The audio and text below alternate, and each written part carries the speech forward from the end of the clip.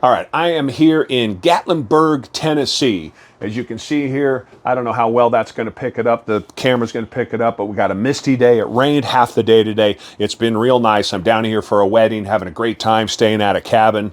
My daughter Kira just spotted. What'd you find? Saw a black bear. Saw a black bear.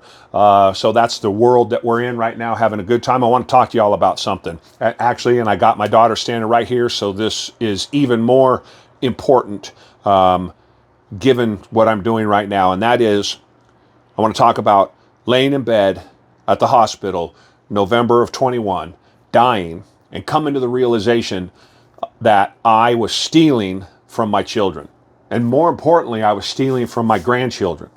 I wanted to be alive long enough as I was dying. Heart issues, back issues, drug addiction issues, all of those problems as I was dying, as obese, that I was stealing from my children. Not only was I stealing from my children and my grandchildren, I was stealing from the influence that I could have on those grandchildren. And I was stealing from my children by upping the risk associated with me getting older and dying. We had just buried my mother and father-in-law over the course of the previous 3 years, and I was not doing myself any favors. I was running downhill towards that misery that we were going to impart on my kids, and by making it so that they would have to take care of me, and possibly never knowing my grandkids. But I want to see my grandkids graduate from college. I've talked about this many times. I make these videos all the time. If you need inspiration, if you're being truthful to yourself, the inspiration is in your own house.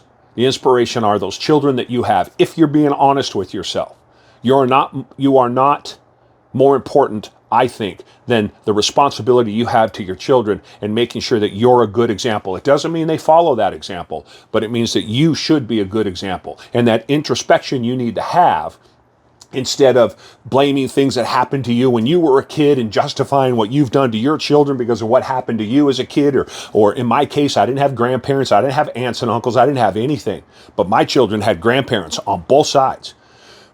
My children's children, my grandchildren, if I have anything to do with it, will have grandparents. And I'm not talking about old people. I'm talking about get down on the ground and throw an elbow and playing with them and hucking them across the room and throwing them up in the air and catching them down on the ground.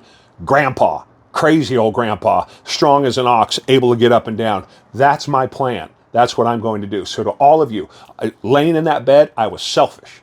And that selfishness was stealing my life from me. It was also stealing the experiences from my grandkids, and it was on my way to making my children's life a living hell when it came time for me to die. I'm doing everything I can to stop that because I'm done being selfish. So should you. There's your inspiration. Opportunities are everywhere. You got to go get them. Go for a walk.